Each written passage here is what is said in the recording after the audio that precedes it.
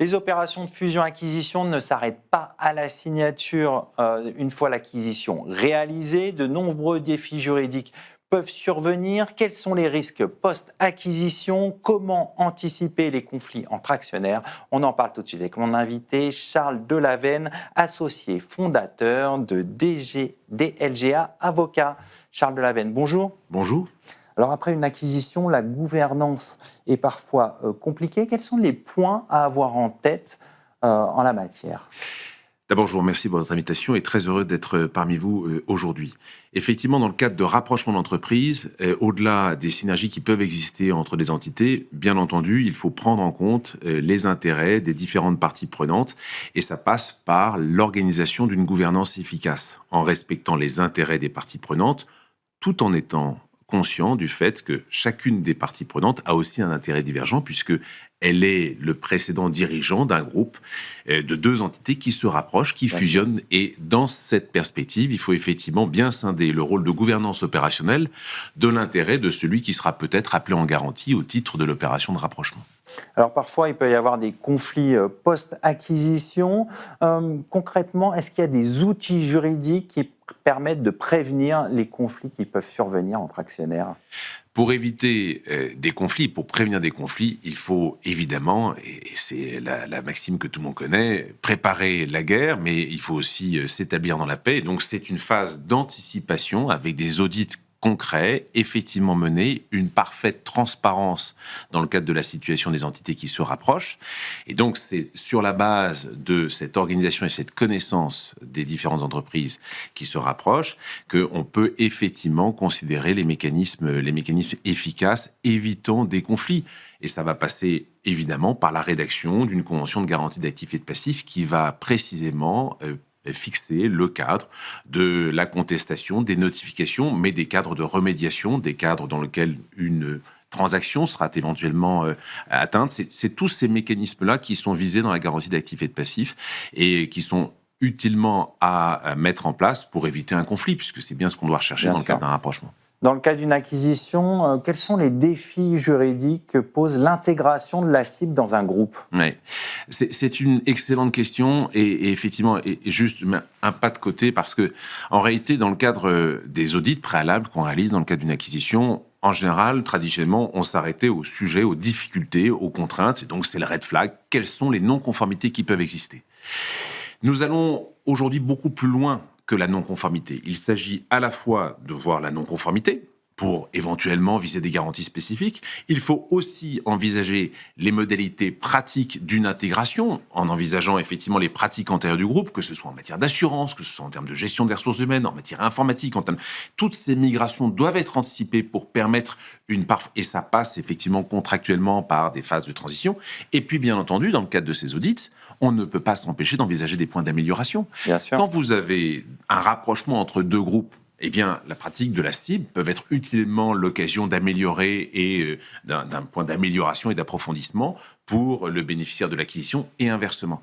Donc, ces phases d'audit préalable sont l'occasion d'améliorer les pratiques des uns et des autres et c'est aussi l'occasion d'un enrichissement. Et nous, conseils juridiques, nous sommes à la manœuvre pour assurer cette migration, ces phases de transition, parce que les choses ne se passent pas du jour au lendemain. Il faut accompagner, permettre sur des domaines très variés, des contrats cadres avec des fournisseurs, des contrats de logistique. Tout ça va se passer sur des mois et c'est des années. Et notre travail, c'est effectivement d'anticiper ces conditions de migration pour assumer et fixer le cadre des responsabilités des uns et des autres. Anticiper, essayer d'avoir une vue transversale, comme vous l'expliquez.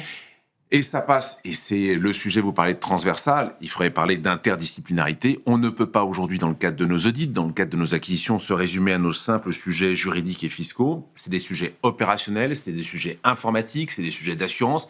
C'est toutes les différentes parties prenantes dans le cadre même d'audits stratégiques qui doivent être pris en compte pour assurer qu'on ait une meilleure efficacité. Une reprise, elle peut être défaillante du fait de la qualité de la cible, mais aussi parce qu'il y a une mauvaise anticipation de l'intégration de cette cible par l'acquéreur. Alors, vous avez parlé longuement d'anticipation, mais on ne peut pas tout prévoir. Un sinistre peut arriver. Quels sont les leviers juridiques pour essayer de gérer efficacement un sinistre? Levier juridique, sinistre, naturellement, on pensera contentieux. Et aujourd'hui, nous savons tous malheureusement que la crise que subit l'institution judiciaire, les mécanismes qui sont offerts à tout un chacun ne sont pas le plus efficaces. Ils ne répondent pas en termes de calendrier aux exigences de l'entreprise qui doivent être réactives et flexibles. Aujourd'hui, nous avons des mécanismes alternatifs et je pense particulièrement à des mécanismes comme l'intervention d'experts de gestion qui sont des professionnels aguerris et qui peuvent intervenir à la fois comme sachants et qui vont identifier les points de difficulté, identifier aussi les responsabilités et être des outils de médiation et de correction et sans doute permettant aux parties prenantes dans le cadre de difficultés d'aboutir à une solution. Donc l'expertise de gestion, c'est ce que je privilégie aujourd'hui dans le cadre de ces difficultés qui peuvent intervenir. Alors, une autre, on a parlé contentieux, une source de litige, c'est les clauses de garantie. Comment anticiper, là aussi, les litiges liés aux clauses de garantie ? Là encore, je ne vais pas revenir à cette maxime latine que tout le monde a bien en tête. Le sujet de l'anticipation passe par une connaissance. Il faut qu'il y ait un audit qui soit clairement établi.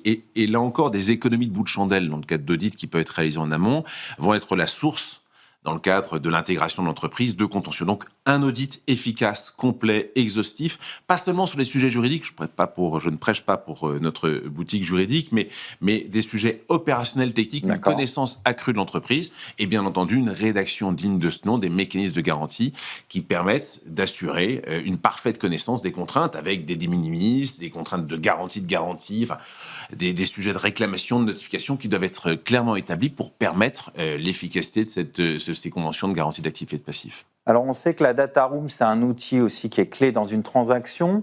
Dans quelle mesure les informations qui sont divulguées en data room peuvent-elles limiter la responsabilité du vendeur ? C'est le sujet, soit tarte à la crème, soit central, du caractère exonératoire des informations qui sont transmises dans ces phases d'audit préalable. Le point ici, il est important et nous militons, quand nous sommes conseil vendeurs, pour une parfaite transparence. La data room et ses audits préalables, ils ont deux vocations. Permettre de valider l'opération et l'offre initiale et la lettre d'intention qui a été émise pour conforter l'idée de l'acquéreur, la volonté de l'acquéreur de réaliser l'acquisition. Mais c'est aussi l'occasion pour l'acquéreur, je l'évoquais, d'anticiper l'acquisition, d'anticiper les conditions de l'intégration et évidemment, le cas échéant, d'identifier des points de remédiation et de demander des garanties spécifiques en cas de difficulté. Quand on évoque ces sujets dans la garantie d'actifs et de passifs, ça passe effectivement par cet outil, cette box, dans lequel on va fournir toutes les informations et nous militons pour que l'ensemble des informations figurent dans cette data room. Pourquoi c'est important qu'il y ait l'ensemble des informations ? Eh bien, pour éviter effectivement d'abord qu'il y ait un échec de la reprise, d'un point de vue purement opérationnel.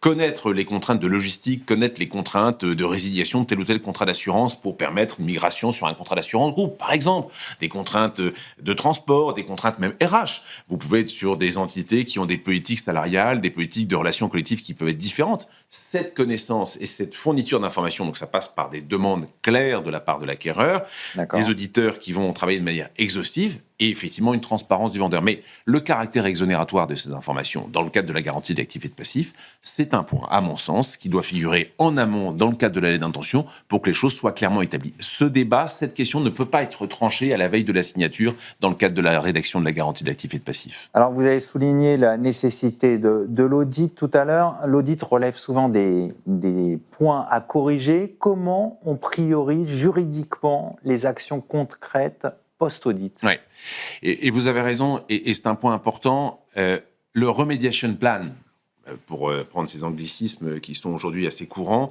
il est fondamental puisque, là encore, j'insiste, l'objectif d'un audit n'est pas uniquement de permettre la validation de l'opération, c'est un outil d'amélioration, c'est un outil de performance pour le repreneur. Sur les éléments qui permettent de fixer les priorités, j'aurais tendance à les déterminer en fonction des parties prenantes. Si vous avez des mécanismes de remédiation qui impliquent l'intervention du cédant, je pense qu'elles devront être traitées en priorité. D'accord. Après, effectivement, sur le long terme, en fonction des opérations et des contraintes opérationnelles du groupe, on pourra avoir une déclinaison qui va intervenir. Mais l'élément central, c'est effectivement de permettre la remédiation et d'impliquer, dans le cadre de cette phase de transition, le cédant pour s'assurer que ce dernier va participer efficacement à la correction et à l'amélioration de ce qu'il doit être.